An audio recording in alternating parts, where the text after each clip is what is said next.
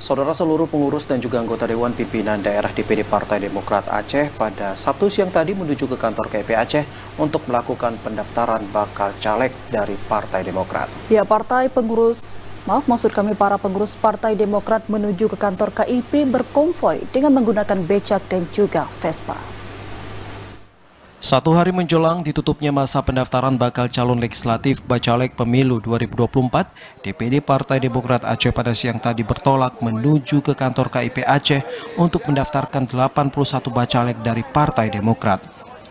Ratusan anggota dan juga simpatisan Partai Demokrat ini berkumpul di kantor DPD Partai Demokrat Aceh di kawasan Lung Bata, Banda Aceh sebelum menuju ke kantor KIP Aceh dengan menggunakan belasan becak motor dan juga Vespa sembari mengelilingi kota Banda Aceh. Pada konvoi ini, tampak Ketua DPD Partai Demokrat Aceh Muslim dan juga sejumlah pengurus serta bacalek dari Partai Demokrat Aceh menumpangi becak motor menuju ke kantor KIP Aceh yang juga diiringi dengan rapai.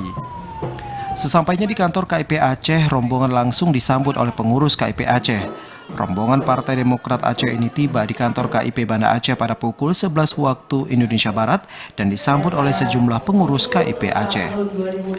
Usai melakukan pendaftaran bacalek Partai Demokrat Aceh, Ketua DPD Partai Demokrat Aceh Muslim mengatakan bahwa pada pemilu tahun 2024 mendatang, Partai Demokrat Aceh menargetkan peningkatan jumlah kursi dari DPRA, di mana sebelumnya terdapat 10 kursi menjadi 13 kursi. Sementara di tingkat DPRK, pihaknya menargetkan dapat meraih total 78 kursi di seluruh Aceh dan juga 3 kursi untuk DPR RI.